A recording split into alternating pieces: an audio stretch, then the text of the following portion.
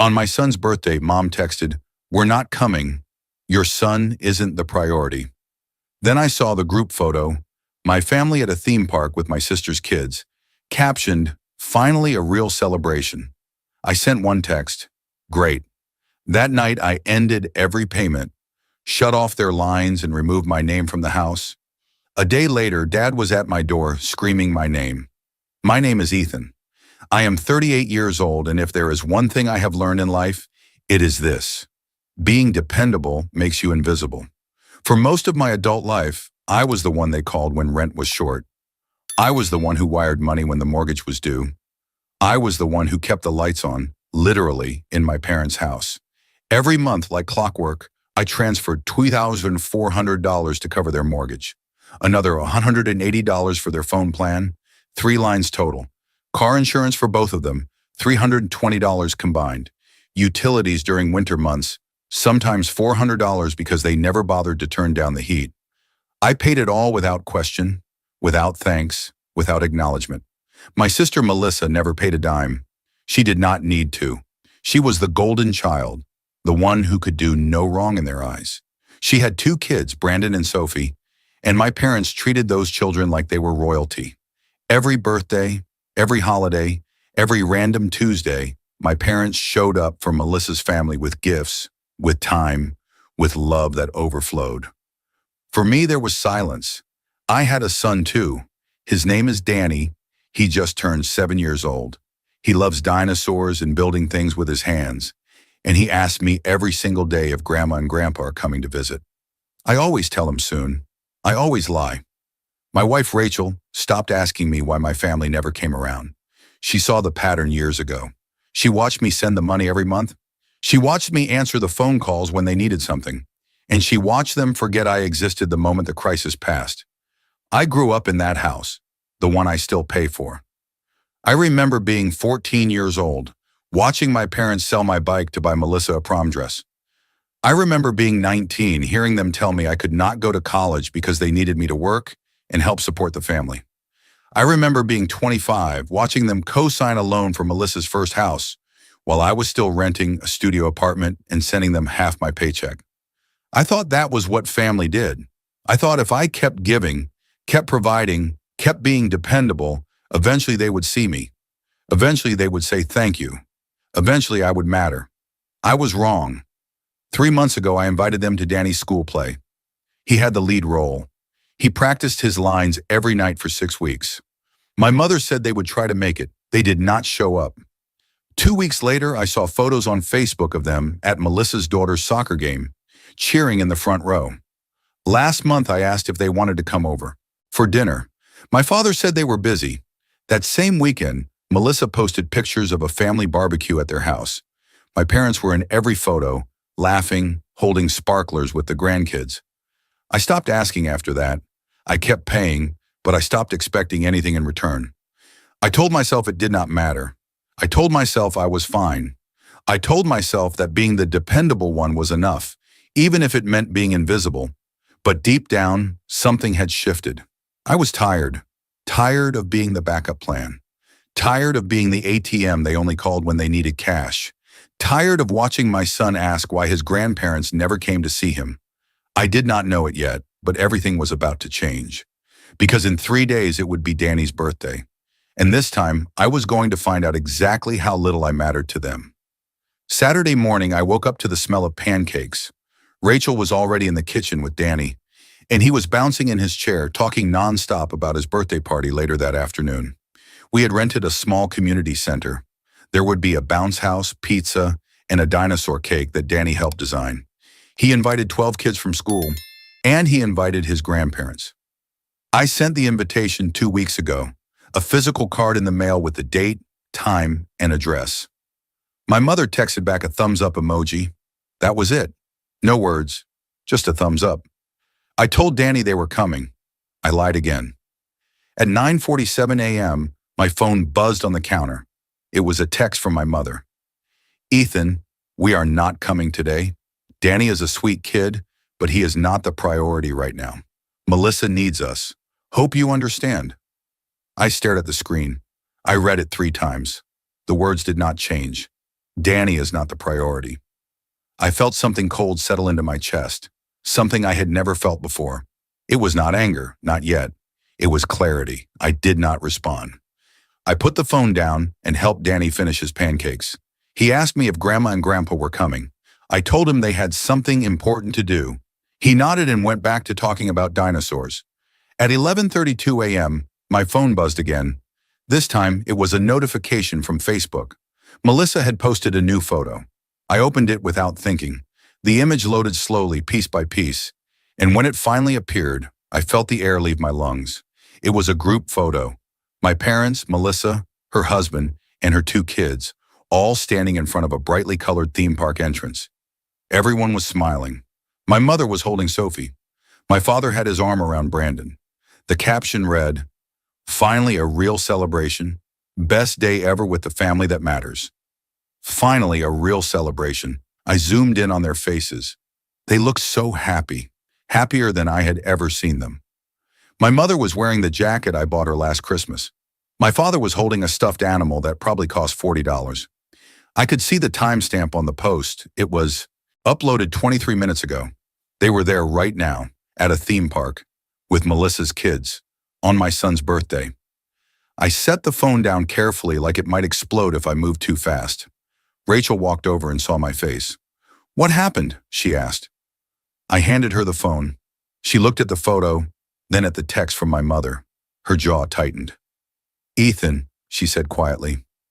I shook my head. I did not want to talk about it. Not yet. I walked into the living room and sat on the couch. Danny ran past me with a toy dinosaur, making roaring sounds. He had no idea. He was still excited. He still thought today was going to be special. I picked up my phone again and opened the text from my mother. I typed one word. "Great." I hit send. That was it. No argument. No explanation. No begging them to reconsider. Just one word. Great. Because in that moment, I realized something I should have understood years ago. I was not invisible because I was quiet. I was invisible because they chose not to see me. They chose to take my money and ignore my son. They chose to celebrate with Melissa while I stood in the background, paying for the life they lived. And I was done. I opened my laptop. I logged into my bank account. I pulled up every automatic payment tied to my parents. Mortgage, phone, insurance, utilities, streaming services. I stared at the list for a long moment, my finger hovering over the mouse. Then I started clicking. The party went exactly as planned. 12 kids screaming in a bounce house. Pizza boxes stacked on a folding table. Danny's face covered in chocolate frosting from the dinosaur cake. He was happy. That was all that mattered. But I was somewhere else. Physically, I was there. I handed out juice boxes. I helped kids tie their shoes. I smiled when parents thanked me for inviting their children. But mentally, I was still sitting on my couch staring at that photo. Finally, a real celebration. The words looped in my head like a broken record. Rachel noticed. She always noticed. She squeezed my hand when no one was looking and whispered that we would talk later. I nodded. I did not trust myself to speak. When the party ended, we packed up Danny and drove home. He fell asleep in the back seat, clutching a toy dinosaur someone gave him. I glanced at him in the rearview mirror. His face was peaceful, content. He had no idea his grandparents chose a theme park over him. He had no idea I had just canceled every payment that kept their lives comfortable. Rachel waited until we got Danny into bed before she sat me down at the kitchen table. "Are you okay?" she asked. I did not answer right away. I was not okay, but I also was not falling apart. I felt something I had not felt in years. Control. For the first time in my life, I was the one making the decision. I was the one choosing to stop. And it felt strange, it felt terrifying, but it also felt right. "They are not coming back," I said quietly. Rachel nodded. She already knew. She had known for years. "What did you do?" she asked. I told her I canceled the mortgage payment. I told her I ended the phone plan. I told her I stopped the insurance autopay. I told her I removed myself from every single financial obligation tied to my parents. I did it in 20 minutes, sitting on the couch while my son played with dinosaurs. Rachel did not look shocked. She looked relieved. "Good," she said. That night I lay in bed staring at the ceiling. I thought about the last 15 years. I thought about all the money I sent, all the calls I answered, all the times I dropped everything to help them. I thought about the bike they sold, the college fund that never existed, the invitations they ignored, the birthdays they missed, the grandson they pretended to love, but never made time for. I thought about the text. Danny is not the priority. I thought about the photo. Finally a real celebration. And I felt nothing. No guilt, no doubt, no regret. Just a strange, quiet certainty that I had done the right thing. For the first time in my life, I was not the dependable one. I was not the backup plan. I was not the invisible son sending money into the void. I was free. I rolled over and closed my eyes. Tomorrow the calls would start. Tomorrow the panic would begin. Tomorrow they would realize what I had done. But tonight I slept better than I had in years. Because tonight I finally stopped carrying a weight that was never mine to carry. Monday came fast. I went to work like normal. I answered emails. I sat through meetings. I ate lunch at my desk. But in the back of my mind, I was waiting for the first sign that the ground beneath my parents' feet had started to crack. The first call came at 2:17 p.m. It was my father. I let it ring. He did not leave a voicemail. He called again at 2:19, then again at 2:23. I silenced my phone and went back to work. By the time I got home that evening, I had 11 missed calls, 7 from my father, 4 from my mother. I did not listen to the voicemails. I did not need to. I already knew what they were going to say. At 6:48 p.m., a text came through from my father. "Ethan, call me. The mortgage payment bounced. I need you to fix this." I stared at the message. I need you to fix this. Not can you help? Not what happened, just a command. Fix this. Like I was a customer service hotline. Like I existed only to solve their problems. I deleted the text without responding. 10 minutes later, another text. This time from my mother. "Our phones are not working. Did you forget to pay the bill?" Did I forget? As if I had ever forgotten. As if I had not paid that bill every single month for the past 8 years without a single thank you. I deleted that one too. At 8 p.m., my phone rang again. My father. I declined the call. He tried again immediately. I declined again. Then he tried a third time. This time I answered. "What?" I said flatly. "Ethan, what the hell is going on?" His voice was sharp, angry. "The bank called. They said the mortgage payment was rejected, and the phone company shut off our lines. What did you do?" "I stopped paying," I said. There was silence on the other end. Not the thoughtful kind, the stunned kind. "You what?" "I stopped paying for your mortgage. I stopped paying for your phones. I stopped paying for your insurance. I stopped paying for everything." "You cannot just do that," he said, his voice rising. "We have bills. We have responsibilities." "So do I said. "And one of those responsibilities is my son, the one you skipped on Saturday." "That was Melissa's thing," he said quickly. "She needed us." "She always needs you," I said. "And I always pay, but not anymore." "Ethan, you are being ridiculous. This is family." "Then act like it," I said, and I hung up. My hands were shaking, not from fear, from something else, something that felt like power. I had just told my father no. I had just refused to fix their problem, and the world had not ended. The sky had not fallen. I was still here, still breathing, still standing. Rachel came into the office and saw my face. "They called?" she asked. I nodded. "What did you say?" "I said no." She smiled. It was small, but it was real. "Good."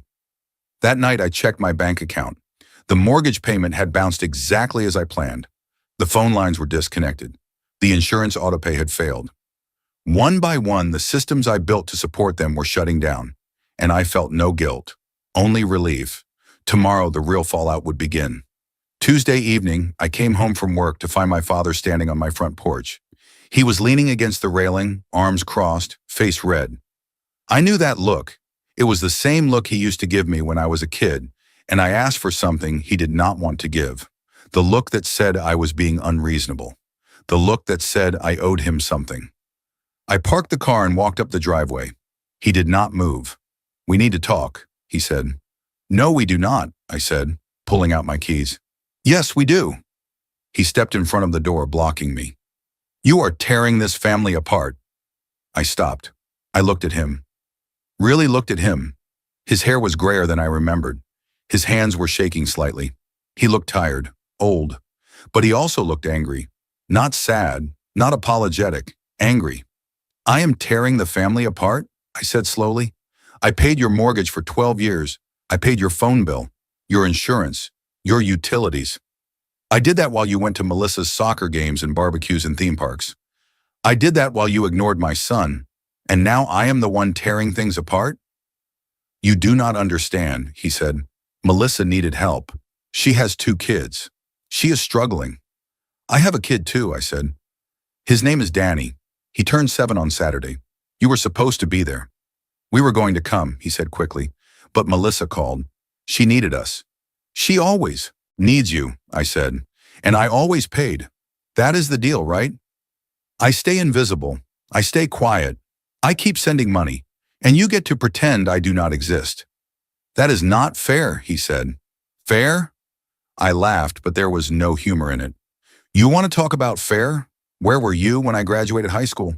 You were at Melissa's cheer competition. Where were you when I got married? You left early because Melissa needed help moving. Where were you when Danny was born? You showed up 3 days later because you were babysitting Melissa's kids. So do not talk to me about fair. He opened his mouth, then closed it. For the first time, he looked unsure.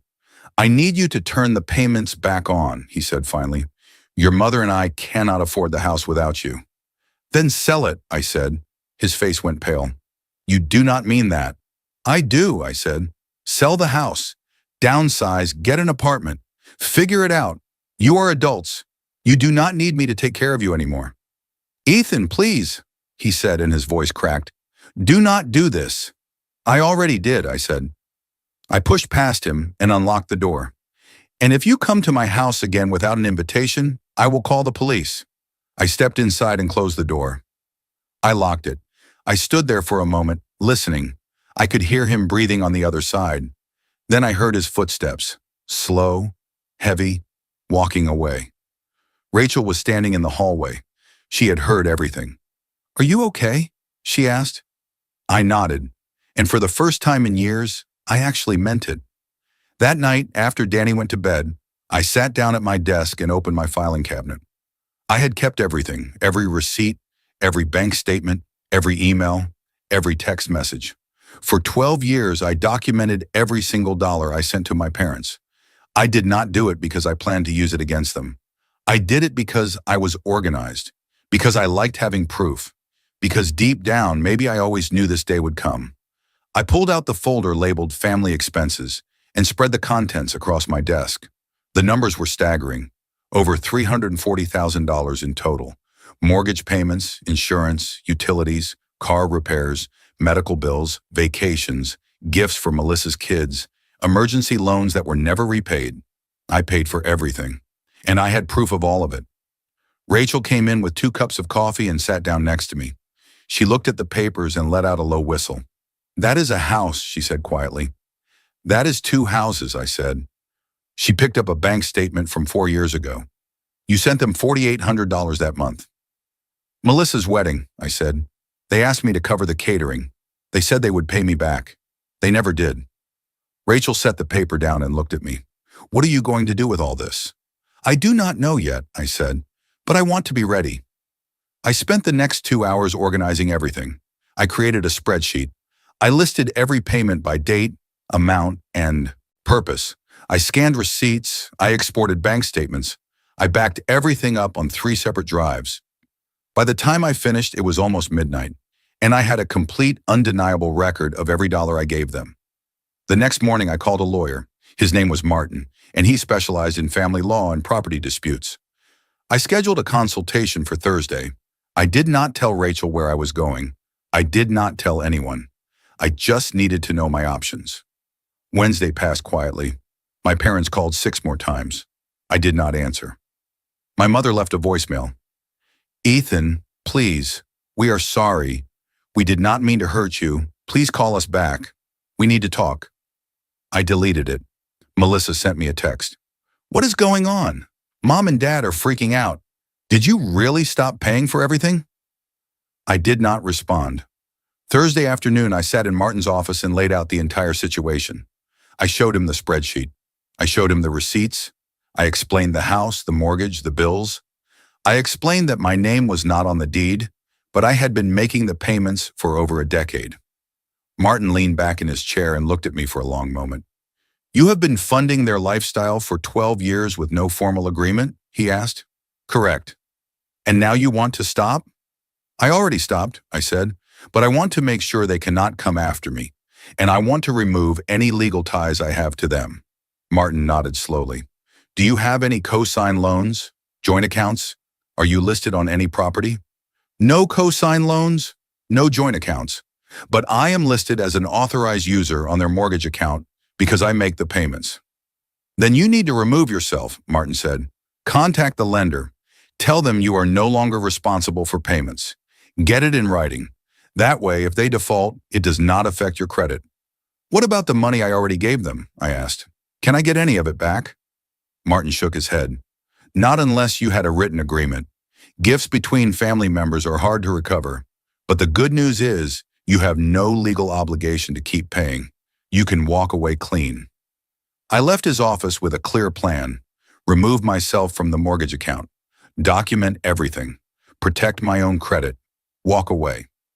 That night, I drafted an email to the mortgage company. I attached my identification. I requested removal as an authorized user. I hit send at 11:47 p.m. By Friday morning, it was done. Friday night, my father came back. This time, he was not calm. This time, he was screaming. I heard him before I saw him. His voice carried through the front door, loud and desperate. Ethan, open this door, Ethan. Rachel grabbed my arm. Do not go out there. I am not, I said. I pulled out my phone and called 911. 911, what is your emergency? There is a man on my property screaming and refusing to leave, I said calmly. I have asked him to go, and he will not.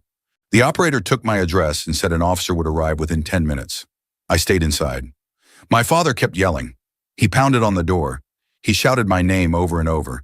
Danny woke up and came into the hallway scared. Who is that? He asked. No one important, Rachel said, guiding him back to his room. 8 minutes later, I heard a siren. The yelling stopped. I looked through the window and saw a police car in my driveway. An officer was talking to my father, who was gesturing wildly, pointing at my house. The officer said something I could not hear. My father shook his head. The officer said something else, firmer this time. My father finally walked to his car and got in. He sat there for a moment staring at my house. Then he drove away. The officer knocked on my door. I answered. Are you Ethan? He asked. Yes. The man outside says he is your father. He says you owe him money. I do not owe him anything, I said. I used to help him with bills, but I stopped. He will not accept that. The officer nodded. He is gone now.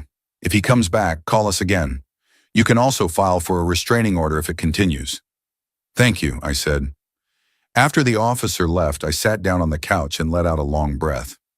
Rachel sat next to me. It is really over, she said. Not yet, I said, but almost. Saturday morning, I got a call from a number I did not recognize. I almost did not answer, but something told me I should. Hello? Is this Ethan? A woman's voice asked. Yes. This is Karen from First National Bank. I am calling regarding the property at 428 Maple Street. You were listed as an authorized payer on this account, but we received a request to remove you. Can you confirm this was your request? Yes, it was. Okay, I have processed that request. However, I need to inform you that the account is now 30 days past due. The payment for this month was declined and the previous month's payment was reversed. The homeowners have been notified that they have 60 days to bring the account current or the property will enter foreclosure proceedings. I felt a cold weight settle in my chest. Not guilt, just finality. Thank you for letting me know, I said. Is there anything else I can help you with today? She asked. No, I said. That is all. I hung up. I sat at the kitchen table and stared at my phone. 60 days. In 60 days, my parents would lose the house I paid for, the house they took for granted. The house they thought would always be there because I would always be there, but I was not there anymore. That afternoon, I got a text from Melissa. "You need to fix this. Mom is crying. Dad is losing it. They are going to lose the house because of you. How can you do this to them? How can you be so selfish?" I typed a reply slowly, carefully. I paid for that house for 12 years. I paid for their phones, their insurance, their bills. I did that while they ignored my son and chose you over me. Every single time. They made their choice. Now they live with it. I hit send. Then I blocked her number. Rachel came into the kitchen and saw my face. "What happened?" "The house is going into foreclosure," I said. She nodded. She did not look surprised. "And how do you feel?" I thought about it. I thought about the bike they sold, the college fund that never existed, the birthdays they missed, the grandson they ignored, the text that said Danny was not the priority, the photo captioned, "Finally a real celebration." "I feel free," I said. 3 weeks passed. I did not hear from my parents again. I did not hear from Melissa. The silence was strange at first. For years, my phone buzzed constantly with requests, with demands, with guilt trips disguised as concern. Now there was nothing, and I realized I did not miss it. Rachel and I took Danny to the zoo one Saturday. We walked through the exhibits, watched him point excitedly at the lions, bought him overpriced ice cream. It was a normal day, a quiet day, and it was perfect. On the way home, Danny asked me a question. "Dad, are Grandma and Grandpa ever coming to visit?" I looked at him in the rearview mirror. He was not sad, just curious. "Nobody," I said. "They are not." "Okay," he said, and he went back to playing with his toy dinosaur. That was it. No tears, no confusion, just acceptance. Because for Danny, my parents were never really there in the first place. He did not lose anything. He just stopped waiting for something that was never going to happen. I pulled into the driveway and turned off the car. Rachel reached over and squeezed my hand. "You did the right thing," she said. I nodded. I believed her. That night, I checked my email and found a message from Martin, my lawyer. The subject line read, "Final update." I opened it. "Ethan, the mortgage company has confirmed your removal from the account. You have no legal or financial liability for the property.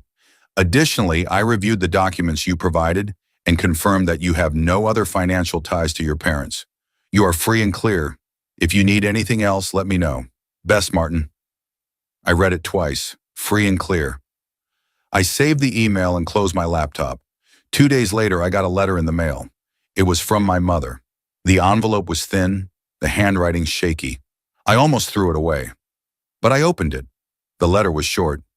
"Ethan, I do not understand why you are doing this. We are your family. We raised you. We gave you everything. And now you are abandoning us when we need you most? I hope you can live with that. Mom." I folded the letter and put it back in the envelope. I did not feel anger. I did not feel sadness. I just felt tired. Tired of the lies. Tired of the manipulation. Tired of being told I owed them something when they never gave me anything in return. I walked to the trash can and dropped the letter inside. That weekend, Rachel and I started looking at houses. Bigger houses. Houses with yards where Danny could play. Houses far enough away that my parents would not just show up. We found one we liked in a quiet neighborhood 40 minutes north. We put in an offer. It was accepted. 1 month later, we moved. Danny loved his new room. Rachel loved the kitchen. I loved the distance, the space, the peace.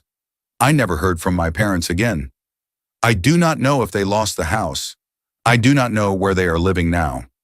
I do not know if they finally realized what they lost, and honestly, I do not care. Because for the first time in my life, I am not carrying their weight. I am not paying their bills. I am not answering their calls. I am not invisible.